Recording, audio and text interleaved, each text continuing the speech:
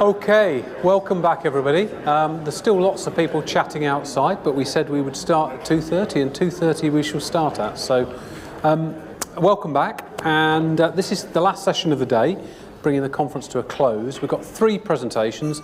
Each of them are focusing on different aspects of resilience. Now, last year was the driest on record. It was part of a series of 3 particularly dry summers that we experienced over the last 5 years. And then, of course, it was followed by a 1 in 10 winter event. And with our experience of beasts from the east, many of you will remember that, we do need to better understand what's going on and see particularly the impact on leakage. So we start this afternoon with Tim Farewell, Director of MapleSky, and Richard Fielding, who's a smart water leakage technical lead at Anglian. And they're going to share how climate change will impact our networks and their findings from modelling the relationship between soil, weather and bursts. So welcome to Tim and Richard.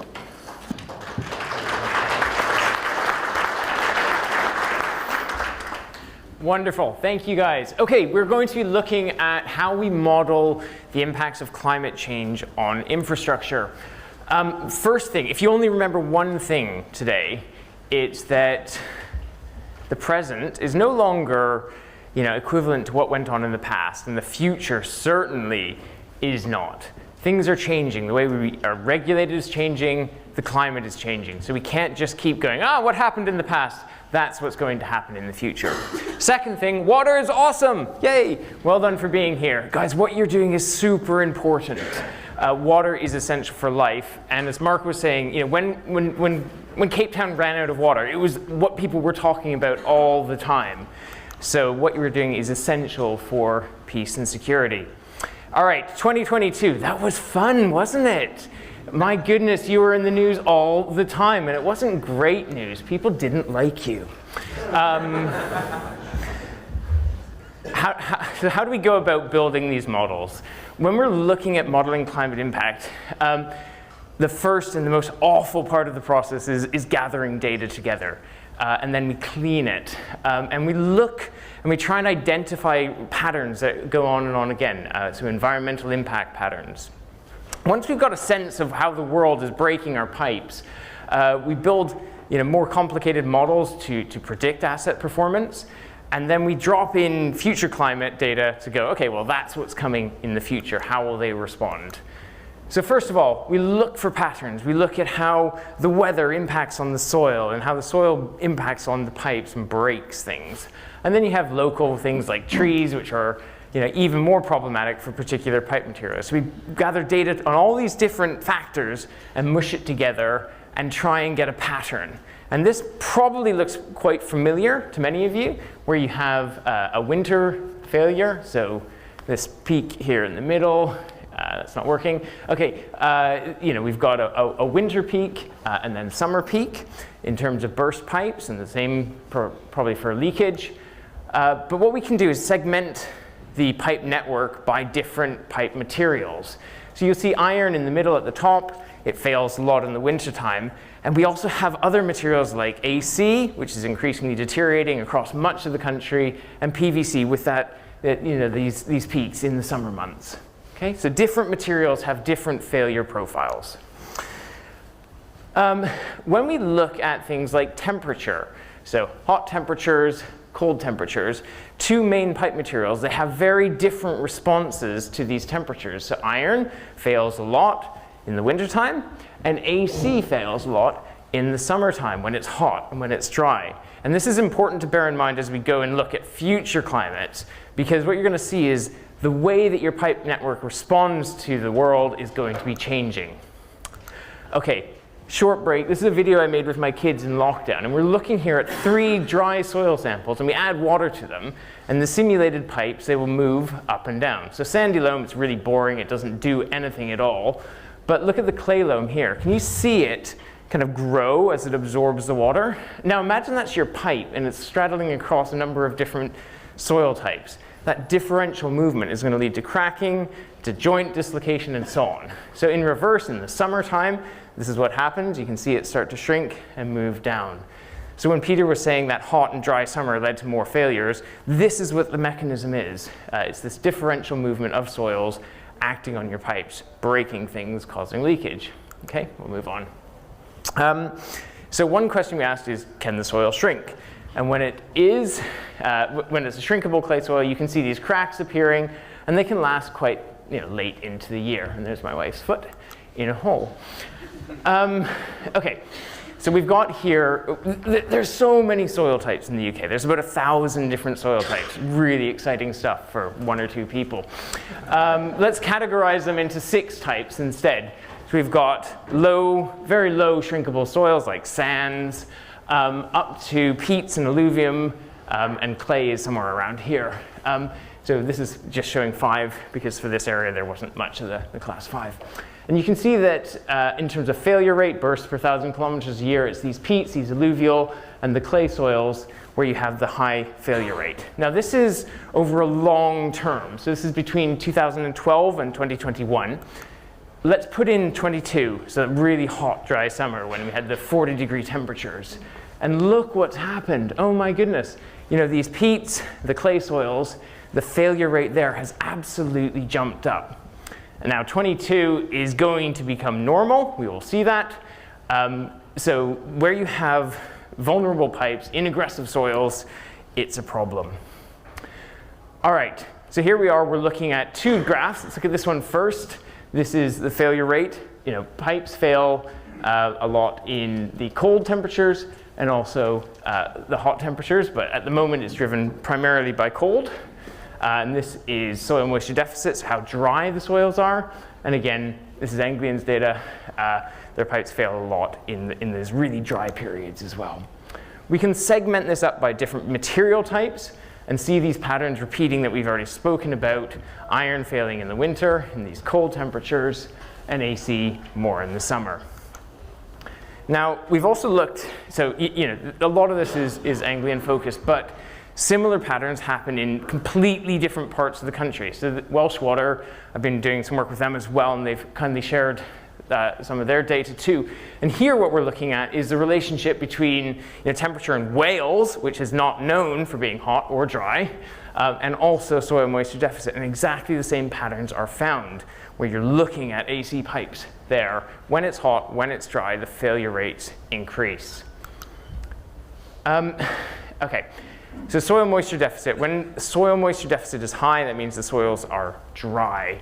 And you look at the different regions. This is just England, but I know some of you from Northern Ireland, very wet. Wales, very wet. Scotland, oh my goodness. But what's going to be happening across the whole of the UK, all of these profiles are shifting upwards. The soils across the whole of the UK are going to be getting hotter and drier. So even regions which are not known for being hot and dry, these conditions are coming your way. Again, here's Wales, not known for hot and dry, but when it is, they get a lot more failures, a lot more pipe breaking.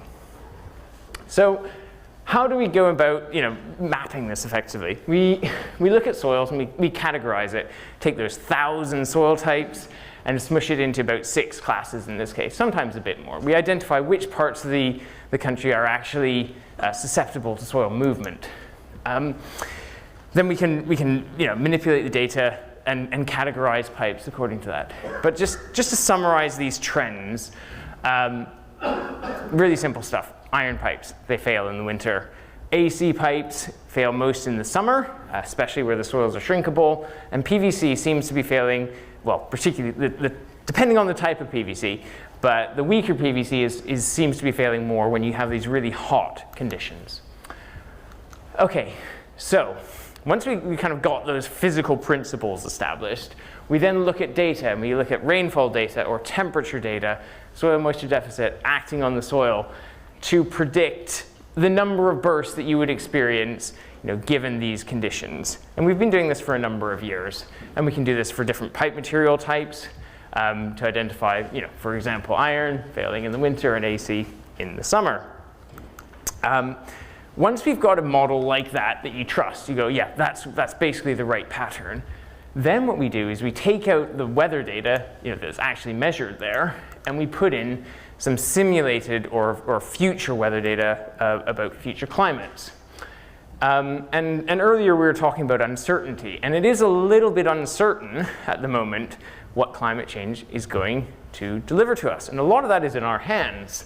So we've got 4 different scenarios. RCP 2.6 is when we all take climate change seriously and we adjust the way we travel and the way we eat and what we buy and how we vote, blah, blah, blah. And the red line at the top, 8.5, is we carry on completely as we are, and yeah, it all goes to pot. So in reality, we're probably going to end up somewhere between those two, probably around 4 or 6. But also those pathways, they go through time. It's not a sudden thing. Climate change is already happening. We're already seeing that. But we build these models and we look for a number of different time slices to the end of the century. What's this weather going to do? How is this going to impact us? You know, we said climate change is already happening. If this is just temperature, you can see a tiny blushing, getting warmer over the last 100 years. This is 1890s to 2010. Under these 4 different scenarios, you know, under all of them, you see the summer temperature is really so much hotter and so much drier than it has been to date. So 4 things to bear in mind about climate change. Summers are hotter and drier. Winters are warmer and wetter. Extreme weather events like the beast from the east, like temperature, the heat waves, these become more common and the sea level will rise inconsistently around the coast. We've already seen some extreme weather, you know, summers like 2011, 18, 22. These were, you know, increasingly hot and dry summers. But what we're seeing with the climate models in terms of soil moisture deficit, this green line is, you know, the average summer in future. And what that is basically saying 2022 will become the average, the normal summer by the end of the century if we carry on as we are. So it no longer will be an extreme weather event. So do you remember the graph we saw right at the start where we saw the number of bursts in the winter being like that big spike? Effectively what we're seeing as we go from, you know, now, which is the blue line, to the future, is the shift between most of the bursts happening in the wintertime and most happening in the summertime. And you know, this is from the first bit of climate modeling that we did with Anglian, and I was like, oh my goodness, that is so big, I'm not sure I believe that. And then we had one, 2018 we'd seen, that's 2018, and 22 came along, and we're already at the, you know, almost 1,000 bursts in 1 month. Insane. So, you know, we can look at the uncertainty in these models, but the trend is important, and the trend is, as we've seen, more bursts in the summer. Again, through time, if you just look at the number of bursts that we're expecting throughout the year, it might be pretty consistent for the first couple of years. It might even go down, because, you know, if we don't have cold weather events, you know, you're not going to see those winter bursts. But the real problem is that we're getting that accumulation of bursts in the summertime when water is scarce. So just to summarize, winter bursts, these will be decreasing, but what we've seen is when you have a long period of time between cold weather winters, you know, let's say you have 5 or 10 years, when you do have a cold winter, you've kind of built up a population of pipes which are ready to fail, and they just need a tiny little snap of cold weather and they will go, which leads to a beast from the east kind of event. So when they occur, it's going to be an issue. Summer bursts, yes, AC, PVC, iron bursts, all going to become more common in the future, and especially where we have these highly shrinkable soils. Okay? And of course, when are you using water the most? Probably in the summertime, particularly for those detached houses like we saw in the Thames area, right? So, you know, just think the PR issues where you have hosepipe bans and people walk out and they see water running down the road. It's not going to be very fun. Okay, so what can we do? We can look at areas, we can look at regions, DMAs, and so on, where you have these shrinkable soils, these vulnerable pipes, and identify these areas which are underperforming now. Then we can zoom in and we go, okay, well, which of the assets? You know, we've got a tiny pot of money to spend on investing and remediating and improving these assets. Where do we target that? So we look at assets, and Rich is going to deal with this in a lot more detail. But, you know, we can segment up the network and go, right, if you got a little money, put it in these assets, or monitor these ones, so we can spend that money as wisely as possible. And finally, I guess just a kind of personal call to action. I would love you all to just like write down one thing that you've learned today and go away and do something differently as a result of it. You know, climate change is coming. It's going to get worse, but we have time to do something about it now. We know industry-wide investments aren't yet enough, so I think there's a wider regulatory piece that we need to, as an industry, work together on to convince regulators that we need to do more.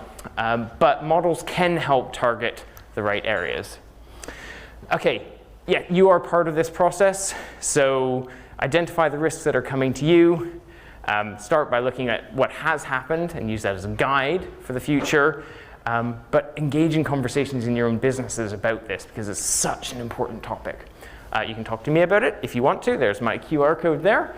But yeah, I'm going to hand over to Rich now from Anglian because he can talk you through what you're doing practically in the industry to make use of models like this. Is that all right?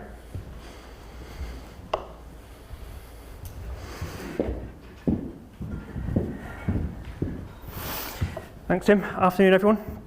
So my name's Rich Fielding. I'm a technical lead in the Smart Water team at Anglian Water, and I've been working with Tim to really try and tailor the outputs of all the things you've seen into something that's actionable for us and something that we can use to improve performance and ultimately drive benefit.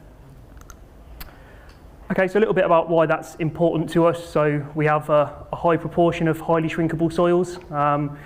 Particularly the sort of area, the sort of bluey purpley colour there, type 6 soils that Tim was talking around the fens and the wash area. The Met Office graphics there kind of show the hottest day on record from 2022, very centred around our region, so we're amongst the hottest and driest in the UK as well. And we also have a lot of AC pipes, over 7,000 kilometres of AC pipes, which we really struggle with in the summer, particularly in those high shrink swell soil areas. And that's why Tim's work really resonated with us.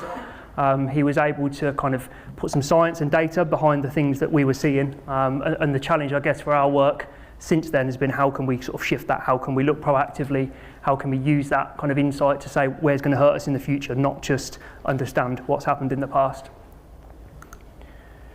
Okay, don't need to dwell on this too much for people in this room, but clearly burst mains and pipe failure, there's very little things that we have control over that can impact so many of our ODIs. And the way that we perform and the way that we kind of work around burst mains and pipe failure is really at the heart of what we do as a business, our purpose, what we do and our values. How we work around this is central to what we're about as a business. Okay, so how does all of that come together? So as ever with a lot of the technologies in the smart space, really leverage the most benefit when you can layer those with complementary pieces of technology or insight or projects, and that's what we've done over time with Tim.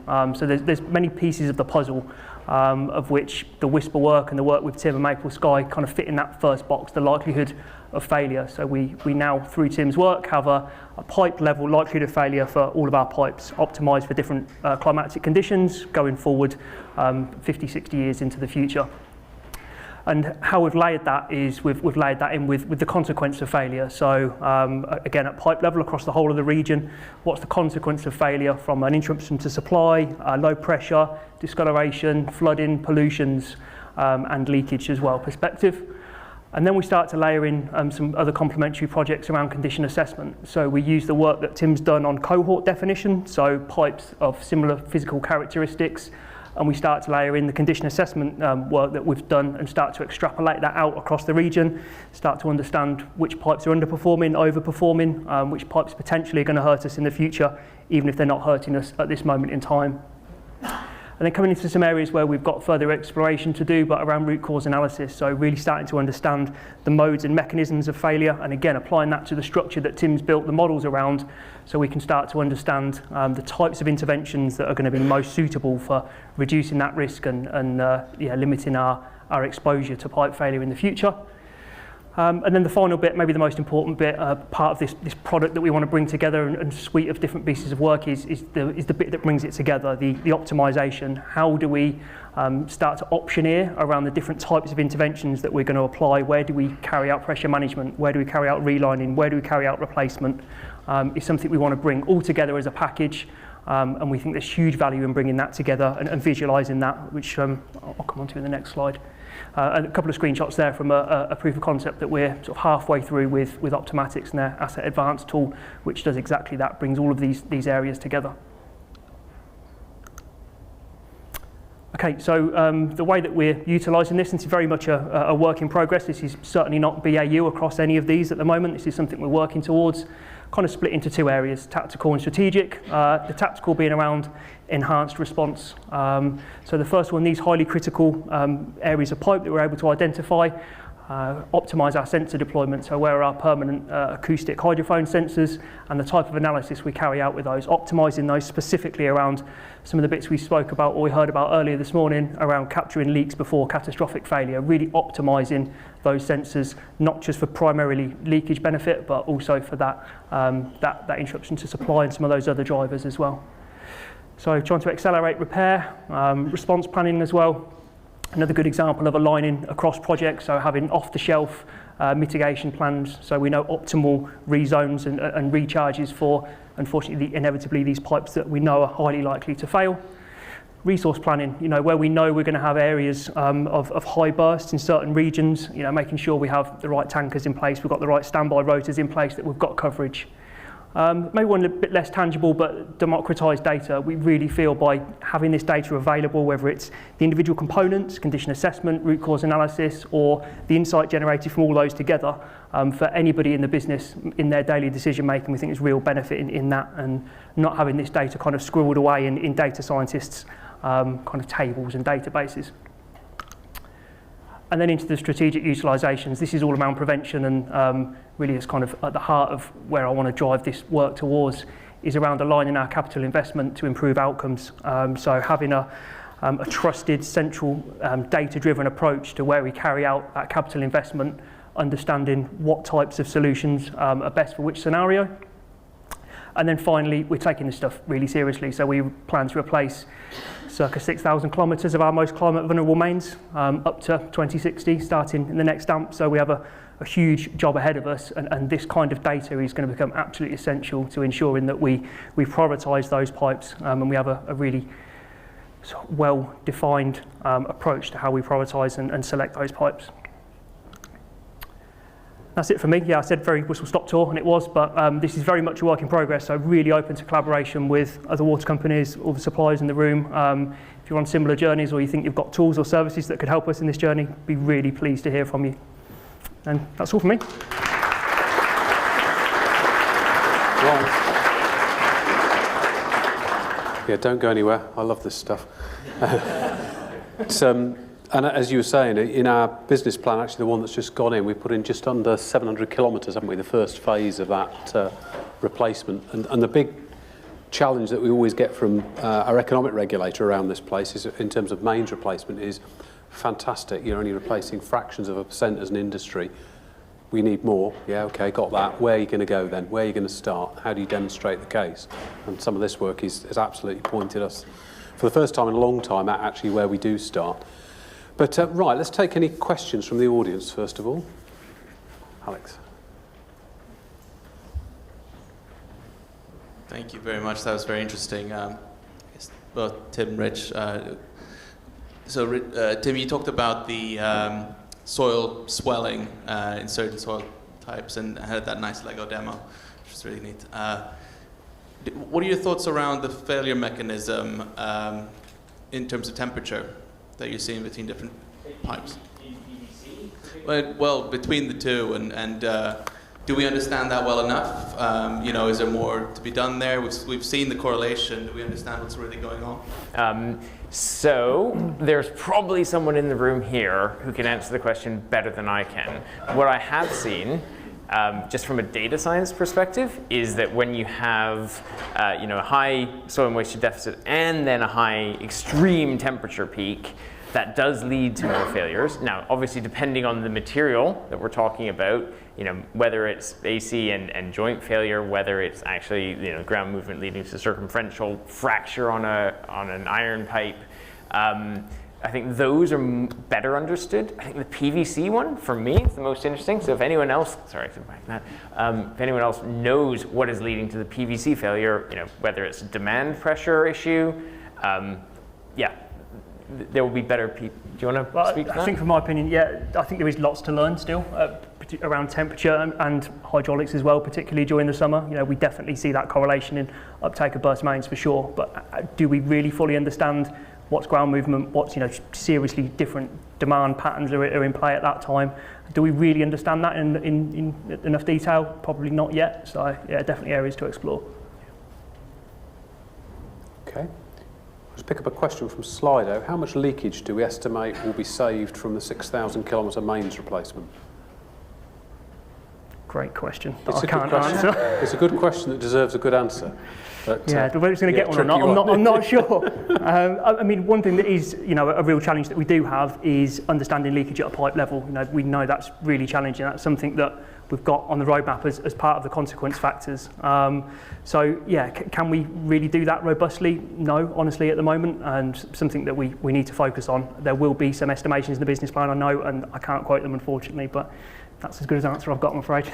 I've got another one here. If the 2022 summer becomes the norm, what type of winter will become the norm? Oh, great question.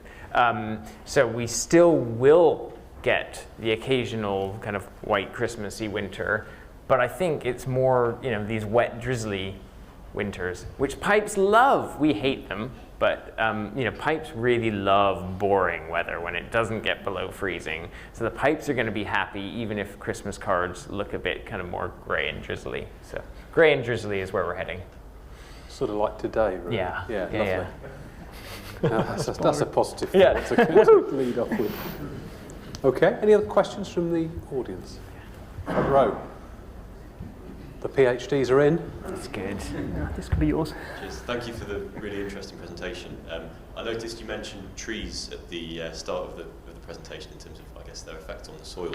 I was wondering if you'd kind of, in looking at the data or kind of from practical kind of field experience, noticed any effects of kind of these like really localized impacts on how the soil behaves, or is it quite easy to just sort of treat pipes within a certain type of soil as a kind of homogeneous group that are going to behave in the same way? So that's really interesting.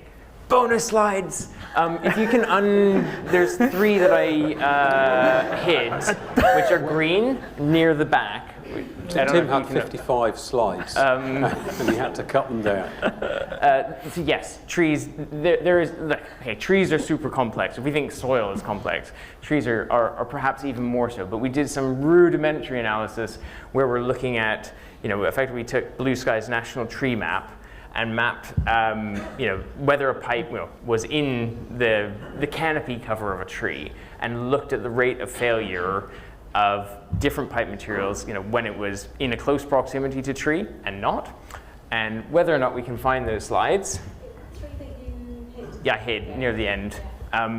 Effectively, what we're going to see is similar to. Do you remember the slides we saw right at the start? Look at that. Okay, so here are the trees that we mapped, and then these are the bursts. And this is where the bursts actually were, so they weren't on the pipe. So we snapped them to the pipe. Whether or not they fell within the tree canopy. Next slide, please.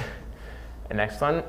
Okay, so when we look across the whole area, we see that actually trees, slightly higher failure rate when the pipes are underneath them. Next slide, please. Now this is, again, similar soil types where, it's 8 in this case, but these are your shrinkable clay soils. So you see when it's within or a very close proximity to the tree, and the soil is shrinkable, you get this high failure rate. But on the sandier soils or those boring clay sandy loams, the trees don't really seem to be increasing the failure rate. So yeah, this is just early research, but and what's really even more interesting is then we look at like the tree height and we find it's the teenage trees, so the ones that are really eating a lot, which seem to break the pipes more. So yeah, there you go. Is that kind of answer your question? That's really fascinating to see, thank you. There's also correlations with wind as well. I've not worked on this, but there has been research done that shows correlations between bursts and wind and tree coverage as well. So as those roots are being impacted, getting more pipe failure. We haven't worked on that, but yeah, interesting area. More to do. Got some more Slidos in here. So are we taking into account rapid swings in weather stroke temperatures we sometimes see over 12 to 48 hours as opposed to drier, wetter winters and hotter, drier summers? Okay, so not in terms of the climate modeling. We do know that pipes don't like extreme changes, so whether it's a temperature or a pressure swing, they don't like that. The climate models that we were looking at there were just like monthly averages, so not these really high frequency events. So no, those haven't been captured in there, but we know they will be more problematic. Yeah, something that we want to do more on is understanding if there's particular subsections of pipes that are generally at risk, but there's certain sort of cohorts that are more at risk to those sorts of phenomena, something we haven't teased out yet, but yeah, an interesting one to get more dynamic, a bit more granular.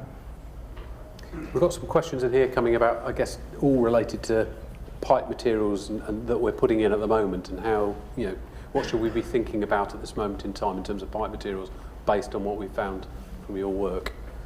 There's a couple of questions that kind of link to that. Well, I mean, we certainly see PE obviously performing at the highest level of all the materials, you know, quite clearly. You know, we heard some bits about, you know, some of the things that are fallible with PE for sure, but we aren't seeing any evidence from what we'd probably, there's not really much data out there. We don't really get that many bursts considering the amount of kilometres we have of PE, but you know, we're not seeing that as being an issue really, are we, with climate-related issues in the data anyway? No, we're absolutely not, and I think this is where you have material scientists and people who are probably better placed to forecast some of these risks and look for things that we don't even see coming. But from a data science perspective, PE is performing really, really well. And I guess I would hand over to a material scientist or a health scientist to look at, you know, maybe hidden risks that we don't see coming, because yeah, they might be there. I just don't know what they are. Okay, right. Well, thank you very much indeed. Thank you. Excellent. A round of applause.